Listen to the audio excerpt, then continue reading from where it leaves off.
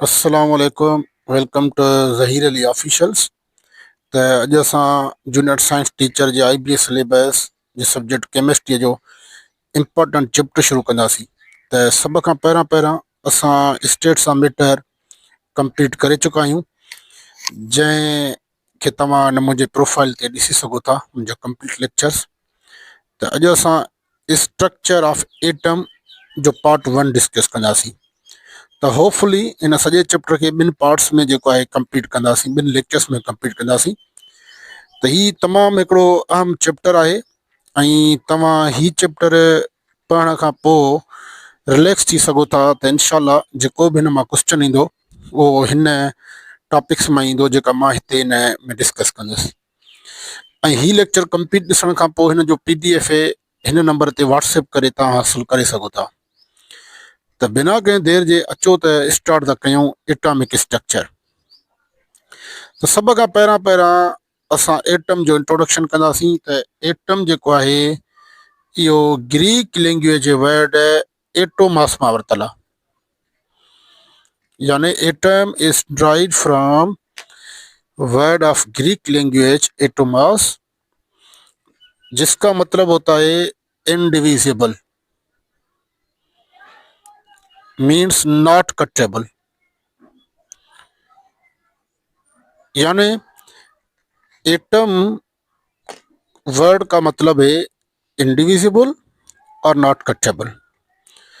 और एटम का जो कॉन्सेप्ट था वो सबसे पहले ग्रीक फिलोसोफर था। ग्रीक फिलोसोफर, उसका नाम था डेमोक्रिटस। डेमोक्रिटस ने सबसे पहले पहले एटम का कॉन्सेप्ट दिया, जो कि कौन कौन था? ग्रीक फिलोसोफर था। और इसने कहा कि मैटर जो है consist of smaller particles. Matter consist of small particles called atoms. उसको उसने नाम दिया, किसका? एटम का नाम दिया। यानी इसके मुताबिक कि मैटर जो है वो स्मॉलर पार्टिकल्स का बना हुआ है, और उन स्मॉलर पार्टिकल्स को उसने क्या कहा? एटम कहा। और एटम की जो पहली पहली थ्योरी थी, first theory about an atom was given by English school teacher and chemist। English school teacher था एंड केमिस्ट था, जिसका नाम था जॉन डाल्टन। इसने पहली पहली एटम की थ्योरी दी इन 1808 में इसने एटम के मुतालिक पहली पहली थ्योरी दी। ठीक है, अब समझे, इसने भी यही कहा कि atom is made of indivisible particles. Atom is made up of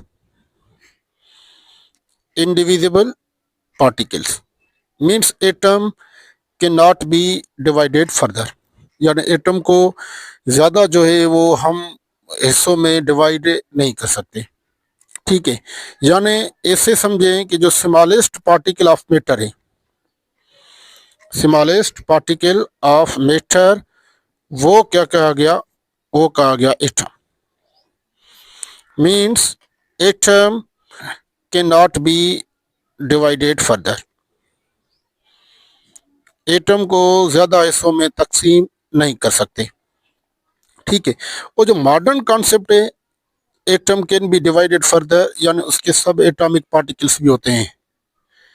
यानी एटम के अंदर भी क्या है? पार्टिकल्स हैं, जिनको हम सब एटॉमिक पार्टिकल्स कहते हैं। लेकिन जो ओल्ड कॉन्सेप्ट था वो क्या था? Atom can not be divided further. Atom को इससे ज़्यादा जो है ना वो डिवाइड नहीं कर सकता किसी भी सब्सटेंस को। यानी जो स्मॉलेस्ट पार्टिकल है वो क्या है? एटम है। ठीक है, आगे बहुत इंपॉर्टेंट कॉन्सेप्ट डिस्कस करेंगे इसी चैप्टर में। तो आगे चलते हैं। Parts of atom. अब मैंने यहाँ पर एक सिंपल एटम मॉडल बनाया हुआ है। तो इसमें जो सेंट्रल पार्ट है इसको हम कहते हैं nucleus. So nucleus is the central part of atom. Central part of atom is called nucleus. और इस न्यूक्लियस को छोड़ के बाकी जितना भी पार्ट है, this is known as extra nucleus part. Extra nucleus part यानी एटम के जो पार्ट्स हो गए वो हो गए कितने, दो पार्ट्स हो गए. पहला हो गया न्यूक्लियस यानी जो सेंटर पे है, और न्यूक्लियस के अलावा जो पार्ट है this is known as extra nucleus part. अब यहां पर आपको देखना है कि हमें पता होता है कि एटम के सब atomic particles electron, proton and neutron होते हैं. आगे मैं समझाता हूं कि इलेक्ट्रॉन के ऊपर मैंने माइनस लिखी है, प्रोटॉन के ऊपर पॉजिटिव लिखी है और न्यूट्रॉन के ऊपर मैंने जीरो लिखा है. इसका मतलब क्या है? अब न्यूक्लियस के अंदर यहां पर प्रोटॉन और न्यूट्रॉन रहते हैं. इस नेगेटिव का मतलब है इसके ऊपर नेगेटिव चार्ज होगी, इसका मतलब है उसके ऊपर पॉजिटिव चार्ज होगी प्रोटॉन, और जीरो का मतलब है इसके ऊपर नो चार्ज होगी. ठीक है, यानी प्रोटॉन और न्यूट्रॉन कहां पर रहते हैं? न्यूक्लियस के अंदर रहते हैं, प्रोटॉन और न्यूट्रॉन. बाकी जो इलेक्ट्रॉन्स हैं वो क्या करते हैं, इस शेल्स में, इस ऑर्बिट्स में रिवॉल्व करते हैं अराउंड न्यूक्लियस. यानी एक्स्ट्रा न्यूक्लियस पार्ट में क्या होते हैं? ऑर्बिट्स होते हैं. ऑर्बिट्स का दूसरा नाम होता है शेल्स, और इसका तीसरा नाम होता है एनर्जी लेवल्स. ये तीनों नाम हैं किसके? ये जो पाथ हैं जिसमें इलेक्ट्रॉन्स क्या कर रहे हैं? रिवॉल्व कर रहे हैं अराउंड द न्यूक्लियस. यहाँ पर इलेक्ट्रॉन होंगे. ठीक है, मैंने यहाँ पर तो इलेक्ट्रॉन बस ऐसे ही लिखे हैं, लेकिन इसमें नंबर ऑफ इलेक्ट्रॉन फिक्स्ड होते हैं, वो मैं पढ़ता हूँ. ठीक है, तो शेल्स, ऑर्बिट्स और एनर्जी लेवल्स क्या हैं? आप कह सकते हो paths in which electron revolve around nucleus are called shells और ऑर्बिट्स और एनर्जी लेवल्स. ठीक है, यानी ये दो पार्ट्स हो गए. अब यहां पर देखें कि प्रोटॉन के ऊपर पॉजिटिव चार्ज है, तो प्रोटॉन जबकि न्यूक्लियस के अंदर है, तो मैं कह सकता हूं कि न्यूक्लियस है पॉजिटिव चार्ज. न्यूक्लियस पे कौन सी चार्ज है? पॉजिटिव चार्ज है. ठीक है, आगे चल के डिटेल में डिस्कस करते हैं. अब ये जो शेल्स होते हैं या ऑर्बिट्स जिसको कहते हैं, ये नंबरिंग देते हैं इसको हम 1 2 3 4 5 6 से, और इसको नाम लिखा गया KLMNOP शेल्स. अब अगर मैं कहूं कि एन नंबर ऑफ शेल है, अगर 1 कहूं तो मतलब K शेल है, अगर 2 कहूं तो मतलब L शेल है, अगर 6 कहूं तो मतलब P शेल है. अब इसमें इलेक्ट्रॉन डिस्ट्रीब्यूशन फार्मूला है. इलेक्ट्रॉन डिस्ट्रीब्यूशन फार्मूला, वो फार्मूला होता है 2n स्क्वायर. ये फार्मूला है, ये फार्मूला भी आपको याद रखना है. ये फार्मूला भी पूछ सकते हैं एमसीक्यूज में, इसका फार्मूला क्या है. अब n क्या है? n is the number of shell, number of shell है. अगर मैं कह दूं कि यानी फर्स्ट शेल यानी K शेल में मैक्सिमम कितने इलेक्ट्रॉन्स हो सकते हैं, तो आप कहेंगे सिंपली कि सर 2. ये पहला शेल है 1 square means 2, 1 square means 1, this is equal to 2 electrons. तो पहले शेल में कितने इलेक्ट्रॉन्स होंगे? 2 इलेक्ट्रॉन्स होंगे. इसी तरह अगर मैं कह दूं सेकंड शेल यानी एल शेल, तो आप कहेंगे कि सर सेकंड शेल है मतलब n का वैल्यू 2 है, तो 2 into 2 square means 2 into 2 square means 4, 2 into 4 8 electrons होंगे, मैक्सिमम 8 इलेक्ट्रॉन्स होंगे. इसी तरह third shell means M shell, 2 3 square, 2 3 square means 9, 2 into 9 18 electrons होंगे. फोर्थ शेल यानी N shell, 2 multiply by 4 square, 4 square means 16, 2 into 16 means 32 electrons. Fifth shell यानी जिसको हम ओ shell कहते हैं, 2 5 square, 5 square means 25, 2 into 25 50 electrons होंगे। And last shell P shell और 6 shell, 2 into 6 square, 6 square means 36, 2 into 36 72 electrons होंगे। अब आपको सिंपली कैसे याद करना है कि इसमें कितने इलेक्ट्रॉन्स होंगे। अगर मैं कहूं कि फोर्थ शेल में नंबर ऑफ इलेक्ट्रॉन्स बताएं, फोर्थ शेल में, तो आपको क्या करना है, 4 को स्क्वायर करना है।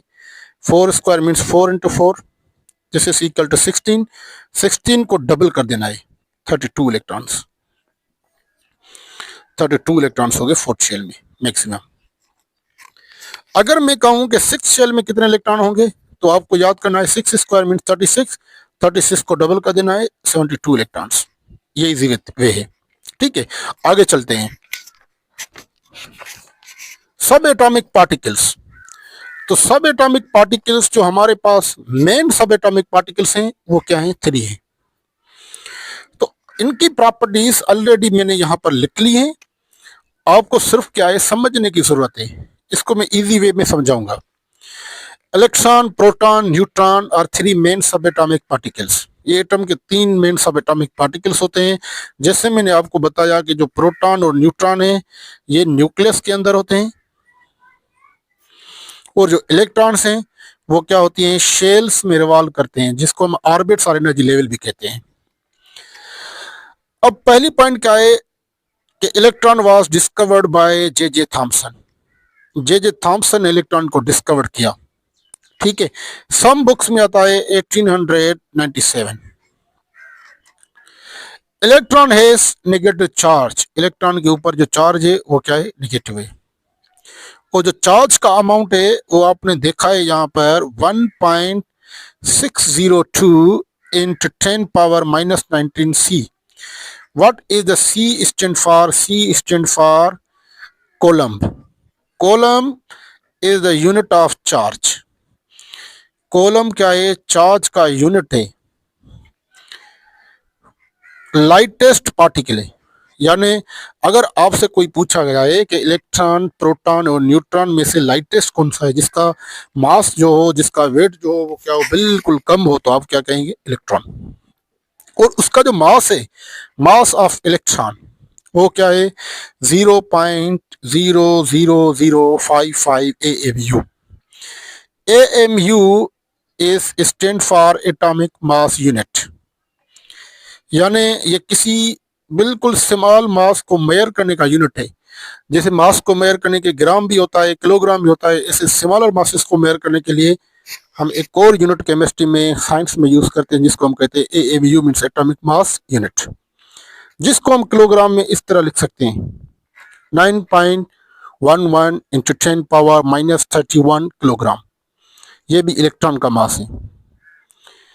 कहाँ पर होते हैं electron? Electrons revolve around nucleus in orbits in shells and energy levels. ये कुछ प्रॉपर्टी है किसकी, इलेक्ट्रॉन की। प्रोटॉन को समझे। Proton was discovered by Goldstein. Goldstein scientist था जिसने प्रोटॉन को डिस्कवर किया 1886 में। It has positive charge. उसके ऊपर कौन सी चार्ज है, पॉजिटिव चार्ज है। और जो चार्ज है वो अमाउंट सेव होगा किसका, जो इलेक्ट्रॉन के ऊपर है। तो इलेक्ट्रॉन यहाँ पर सिर्फ माइनस कंसिडर करते हैं, यहाँ पर पॉजिटिव होती है। 1.602 into 10 power minus 19 C for coulomb. Coulomb is the unit of charge. Mass of proton is 1836 times mass of electron. यानी प्रोटॉन को जो मास है वो 1836 टाइम ज्यादा है किससे, मास ऑफ इलेक्ट्रॉन से। यानी आप कह सकते हो कि proton is 1836 times heavier than electron. और इसको अगर मैं उलट कर दूं कि मास of electron is 1/1836 times the mass of proton.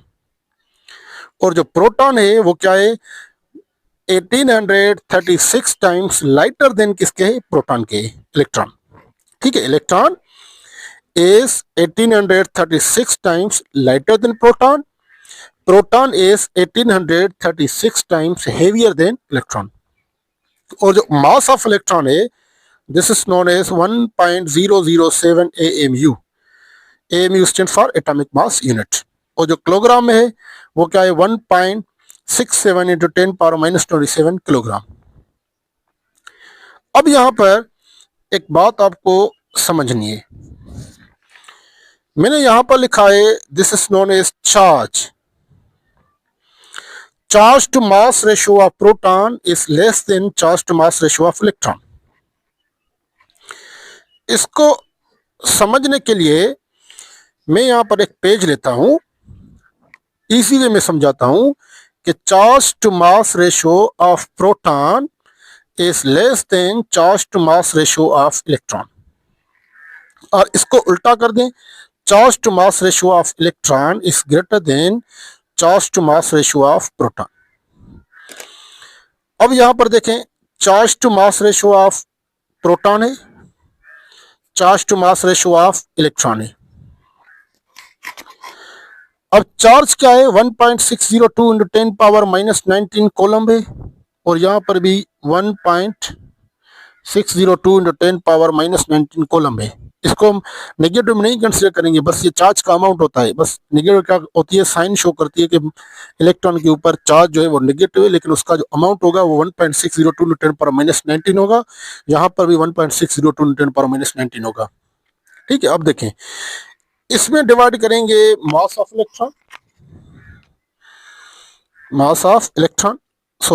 Proton, ये प्रोटॉन है, और इसमें करेंगे मास ऑफ इलेक्ट्रॉन।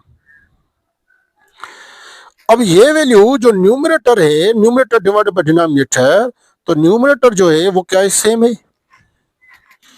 अब न्यूमरेटर अगर सेम है तो बड़ा नंबर वो होता है जिसका डिनोमिनेटर छोटा होता है।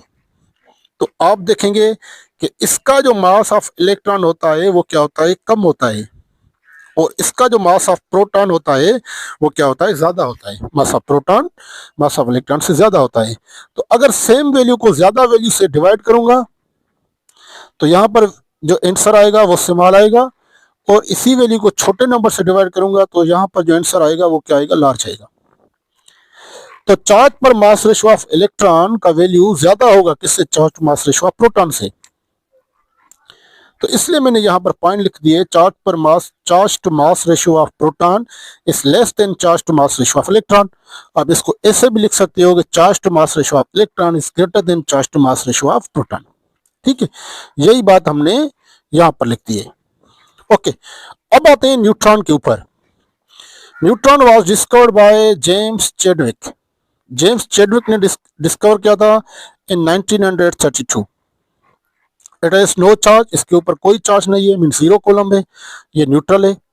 द हेवीएस्ट पार्टिकल है। अगर आपसे कोई पूछा जाए, आपसे क्वेश्चन पूछा जाए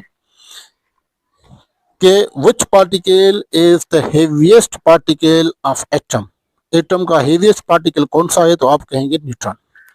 and the mass of neutron is 1.008 AMU, जिसको हम किलोग्राम में लिख सकते हैं 1.76 इंटू 10⁻⁻27 किलोग्राम। इस प्रोटॉन का और न्यूट्रॉन का वैल्यू जो है वो अप्रॉक्सीमेटली आपस में इक्वल है। यहाँ पर 1.007, यहाँ पर 1.008, यानी 0.001 का डिफरेंस है। 0.001 AMU न्यूक्लियस क्या है, हेवी है, किससे, प्रोटॉन से।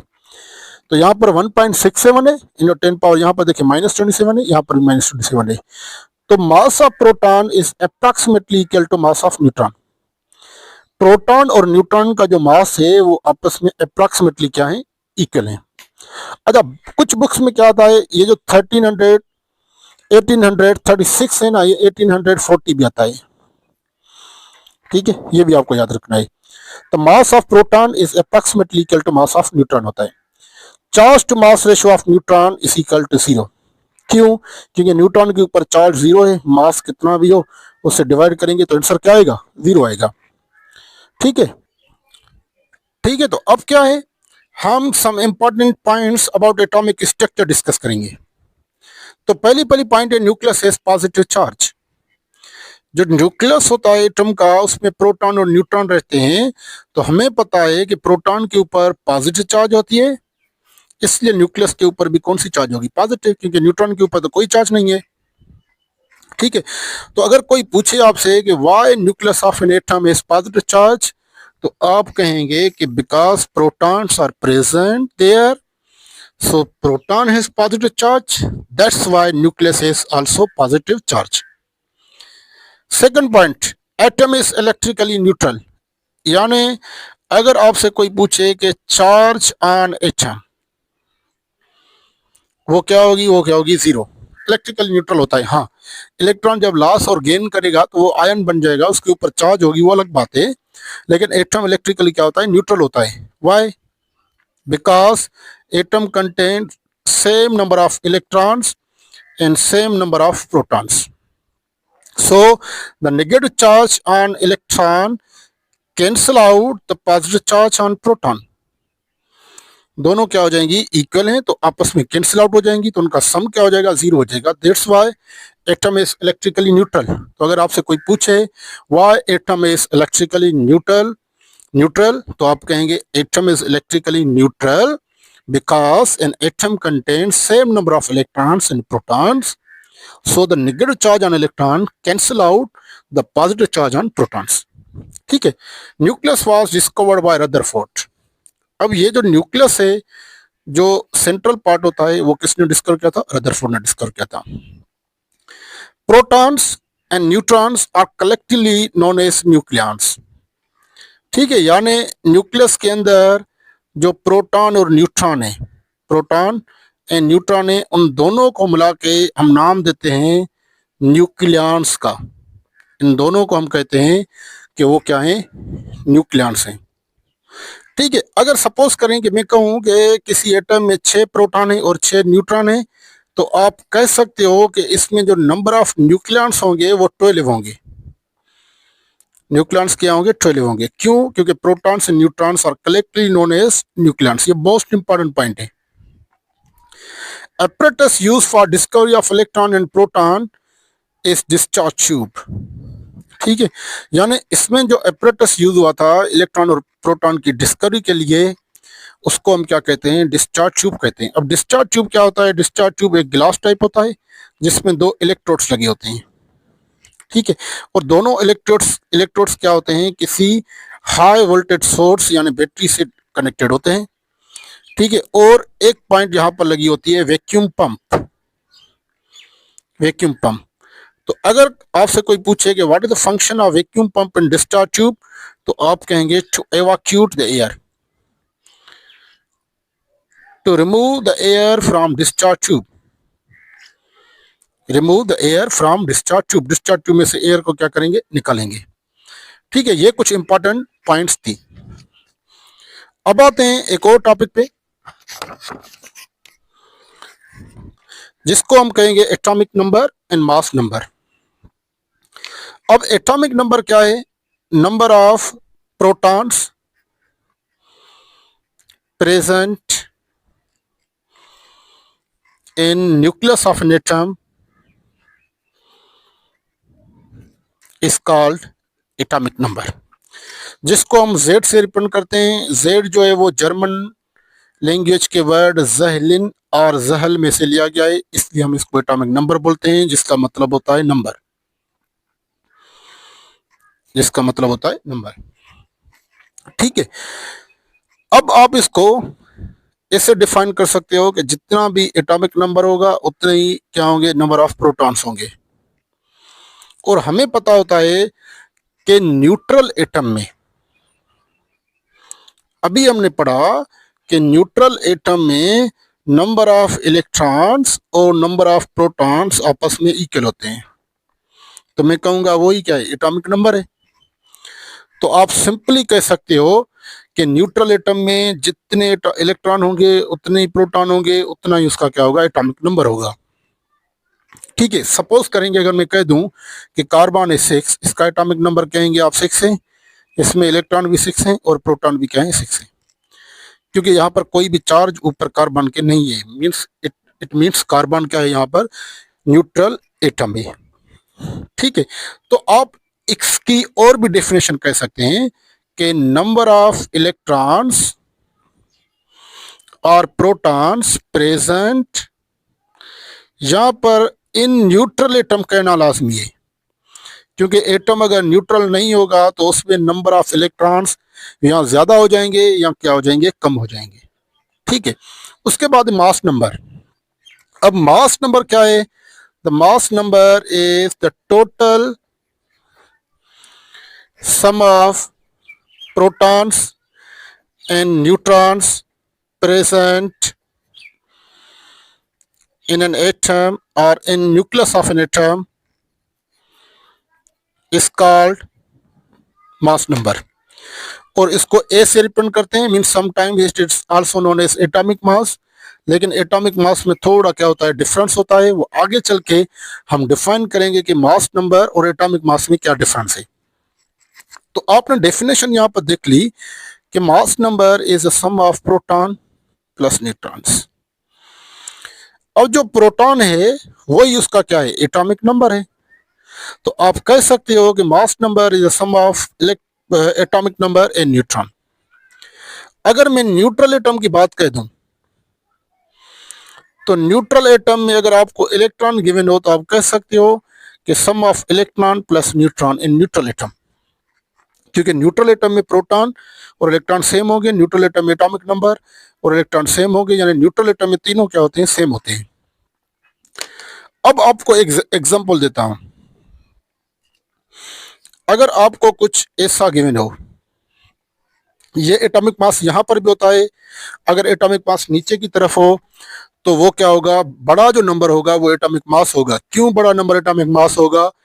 इसलिए बड़ा नंबर एटॉमिक मास होगा क्योंकि एटॉमिक मास जो है वो प्रोटॉन न्यूट्रॉन का सम होता है, और जो एटॉमिक नंबर है वो सिर्फ क्या होते हैं, प्रोटॉन की तादाद होती है। तो ये जो एक्स है, this represent the symbol of an element. तो सिंबल क्या है? Abbreviation use to represent atom in chemical formula is known a symbol. जैसे कि हम एग्जांपल लेते हैं कि जो कार्बन है उसकी सिंबल सी है, ठीक है, और इसका जेड जो है वो इसको रिप्रेजेंट करता है atomic number, means number of protons. और जो मास ए है वो उसको रिप्रेजेंट करता है मास नंबर, जिसको हम कहते हैं प्रोटॉन प्लस न्यूट्रॉन और atomic number plus neutron. Example लेते हैं। अच्छा, यहाँ पर नंबर ऑफ न्यूट्रॉन कैसे फाइंड करेंगे? तो आप यहाँ पर देखेंगे एटॉमिक नंबर प्लस का है, वहां पर क्या होगा, माइनस का होगा। तो न्यूट्रॉन की तादाद मिल जाएगी एटॉमिक मास यानी मास नंबर में से एटॉमिक नंबर को सब्ट्रैक्ट करेंगे तो ये हो जाएगी न्यूट्रॉन की तादाद, नंबर ऑफ न्यूट्रॉन्स हो जाएंगे। तो 6 और 12। तो आप कहेंगे सर ये कार्बन है जिसका एटॉमिक नंबर क्या है, 6 है। तो एटॉमिक नंबर 6 है तो उसमें प्रोटॉन भी 6 होंगे, और ये न्यूट्रल है तो इसमें इलेक्ट्रॉन भी 6 होंगे, और जो मास नंबर है वो क्या है, 12 है। अब इसको समझे, मास नंबर होता है प्रोटॉन न्यूट्रॉन का सम, मास नंबर है 12 और प्रोटॉन है 6।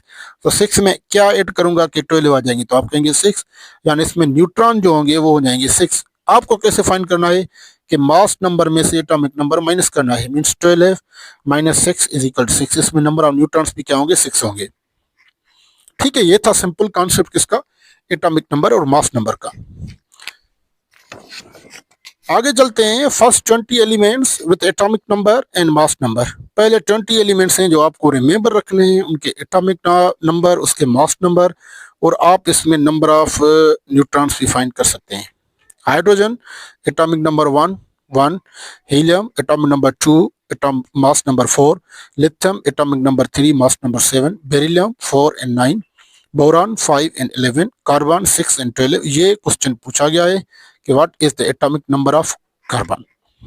Nitrogen 7 14, oxygen 8 16, fluorine 9 19, neon 10 20, sodium 11 23, magnesium 12 24, aluminium 13 27, silicon 14 29, phosphorus 15 31, sulphur 16 32, chlorine 17 35, argon 18 40, potassium 19 39, calcium 20 40।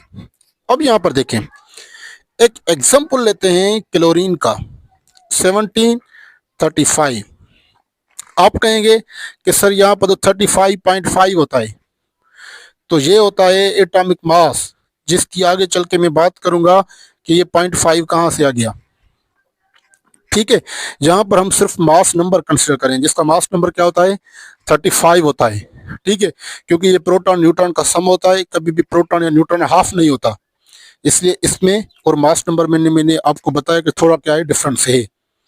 अब देखें, आपसे पूछा जाए कि इसका एटॉमिक नंबर क्या है, तो आप कहेंगे सर 17, तो प्रोटॉन भी 17 होंगे, और न्यूट्रल है, कोई चार्ज नहीं है, तो इलेक्ट्रॉन भी 17 होंगे।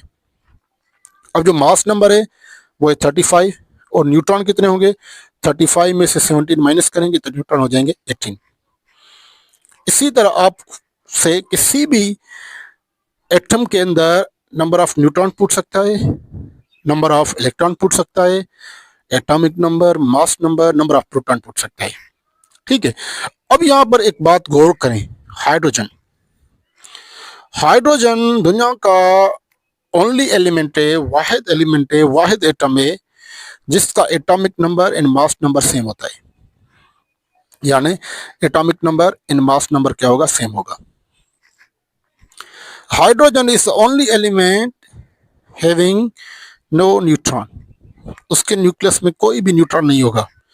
क्यों? क्योंकि मास नंबर में से एटॉमिक नंबर माइनस करते हैं जो न्यूट्रॉन मिलते हैं, तो 1 - 1 this is equal to 0। This is the first element in periodic table. This is the lightest element, lightest atom. This is the lightest gas. This is the most occurring element. सबसे ज़्यादा element मिलने वाला है, क्योंकि जितने भी stars हैं हमारे पास, सन हो गया, वो सारे क्या हैं, ज़्यादा से ज़्यादा किसके, हाइड्रोजन के बने हुए हैं। तो ये कुछ प्रॉपर्टी हाइड्रोजन की आगे चल के फिर भी डिस्कस करेंगे। This is the most important, ये मोस्ट इम्पॉर्टेंट है। इसमें से कोई भी सिंबल आपसे पूछ सकता है।